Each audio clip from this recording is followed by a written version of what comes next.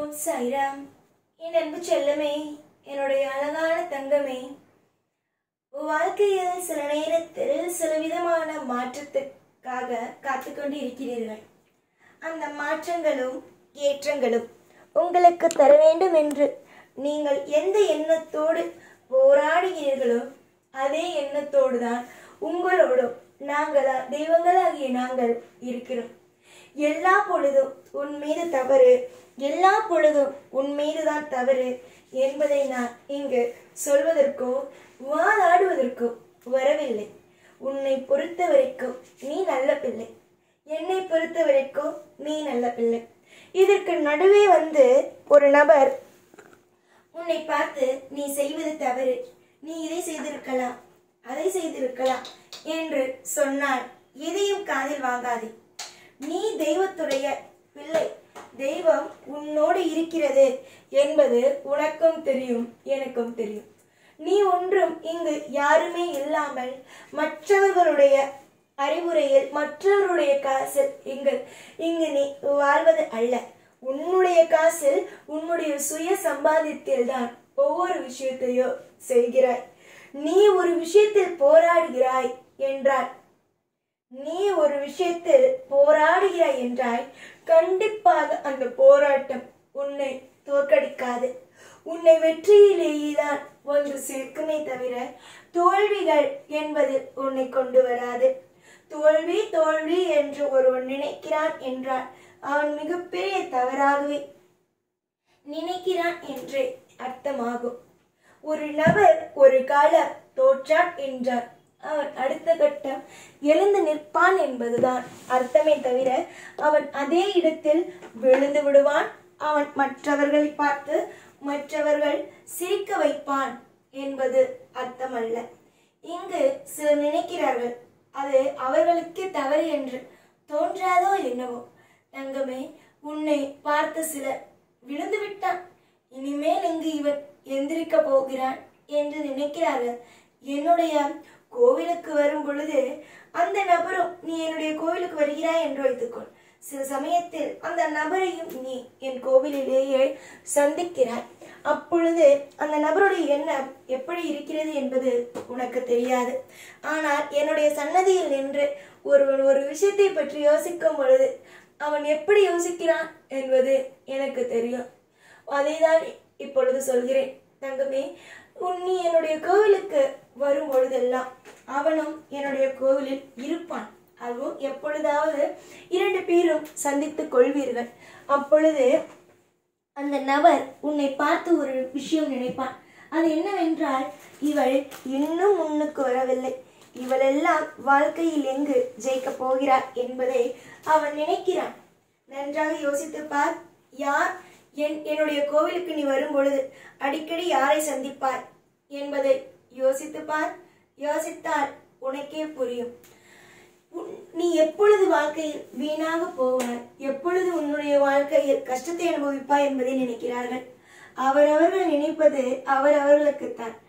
தான் நினைப்பது கேடு தனக்குத்தான் என்பதை எப்பொழுது ஒரு மனிதன் புரிந்து கொள்கிறானோ அவன் அப்பொழுதே கர்ம வினையிலிருந்து விடுபடுகிறான். ஆனால் அதை யாருமே இங்கு நினைப்பது அல்ல. இவன் வாழக்கூடாது, அவன் வாழக்கூடாது, தான் மட்டுமே வாழ வேண்டும் என்று நினைக்கிறார்கள். என்னுடைய சன்னதியில் நின்றே உன்னிடம் நன்றாக பேசிவிட்டு அடுத்த நொடி இவளை பார், இன்னும் கீழே தான் போகிறார் என்பதை சொல்கிறார்கள். எனக்கு எதுவும் தெரியாமல் அல்ல, எனக்கு அத்தனையும் தெரியும். காலம் போக்கில் அவர்கள் என்னுடைய சன்னதியில் என்ன நினைத்தார்களோ அது அவர்களுக்கே வந்து வாய்க்கும் என்பதை மறந்து விட்டார்கள். விடுவிடு, எல்லாவற்றையும் பார்த்து கொள்ளலாம். விடுவிடு, எல்லாவற்றையும் நானே சரி செய்கிறேன். காலம் முழுக்க உனக்கு கஷ்டம் வரும் என்று அடுத்தவர்கள் நினைத்தார்கள். ஆனால் உன்னுடைய வாழ்க்கையில் சந்தோஷம் வரும் என்பதை நான் மட்டுமே அறிகிறேன். எப்பப்பத்தாலும் நீ ஒரு இடத்தில் துவண்டு விட்டாய் என்ற காரணத்திற்காக உன்னுடைய வாழ்க்கையில் அனைத்தும் வீணாகிவிடும் என்பது நினைப்பது எவ்வளவு பெரிய தவறான ஒரு காரியம் தெரியுமா? யாரும் யாரையும் எப்பொழுதும் இவன் நன்றாக இருக்க மாட்டான் என்று நினைக்கக்கூடாது. நேரமும் காலமும் ஒரு மனிதனை எப்படி வேண்டுமானாலும் மாற்றும். ஒரு மனிதனுக்கு ஒருவன் அடிமையாகவே வைத்துக் கொண்டே இருக்கலாம் என்று ஒருவன் திட்டம் போடலாம். ஆனால் கடைசி காலத்தில் யார் யாருக்கு அடிமையாகுவார் என்பது தெய்வமாகிய நாங்கள் தான் முடிவு செய்ய வேண்டும். ஒவ்வொரு நேரத்திலேயும் ஒவ்வொரு பொழுதிலேயும் உன்னை எப்ப பார்த்தாலும் சிலர் கஷ்டப்படுத்துகிறார்கள். அது உனக்கு நன்றாகவே தெரியும். அப்படி கஷ்டப்படுத்தி பார்ப்பவர்கள் எல்லா நாளும் சந்தோஷமாக இருப்பார்களா என்று கேட்டார், இல்லை. அவன் செய்த தவறுக்கான தண்டனை அவனுக்கு எப்படி இருந்தாலும் கிடைத்துவிடும். எந்த நிலையாக இருந்தாலும் மாற்றக்கூடிய சக்தியும் மாற்றக்கூடிய திறமையும் என்னிடம் உள்ளது. நீ எதையும் எப்பொழுதும் போட்டு குழப்பிக்கொள்ள வேண்டாம். நிம்மதி, அதாவது நிம்மதி என்ற ஒன்று உன்னுடைய வாழ்க்கையில் வந்து அமையும். சிலரதை கெடுக்கலாம், சிலரதை தவறாக விஷயத்தை செய்யலாம் என்றெல்லாம் நினைக்கிறார்கள். அதற்கு நான் வாய்ப்பு கொடுத்தால் தானே, நான் அவனுடைய வாழ்க்கையில் வாய்ப்புகள் கொடுத்தால் தானே. நான் நல்லவர்களுக்கு மட்டுமே வாய்ப்புகளை அள்ளி கொடுக்க தெய்வமாவேன். நான் எப்பொழுதுமே எல்லா விஷயத்திலேயும் தெளிவாக நடந்து கொள்ள வேண்டும். தெளிவாக இருப்பவனுக்கு மட்டுமே நல்ல விஷயத்தை செய்ய வேண்டும் என்று நினைக்கும் தெய்வமாக இருக்கும். என்னிடம் யாரும் எப்பொழுதும் எந்த ஒரு விஷயத்தையும் வைத்துக்கொள்ள முடியாது. நீ ஒரு நபருக்கு நல்லது செய்கிறாய், அவன் திரும்பவும் உனக்கு நல்லது செய்கிறான் என்றால் அது நல்லதாக இருக்கும். புரிந்ததா? அதுவே நீ ஒரு நபர் உனக்கு நல்லது செய்கிறான், ஆனால் நீ அவனுக்கு தவறு செய்கிறாய் என்றால் அந்த இடத்தில் நான் இருப்பேனா என்று கேட்டால் இருக்க மாட்டேன் என்பதுதான் அர்த்தமாகும். நல்லது செய்யுங்கள். உங்களுக்கான தேவைகளுக்கும் உங்களுக்கான அனைத்து விஷயங்களுக்கும் நல்லது நடக்கும். உன்னுடைய வாழ்க்கையை பொறுத்த வரைக்கும் இனி வரும் காலத்தில் மிகப்பெரிய சிறந்த ஒரு ஆளாக விளங்குவார்.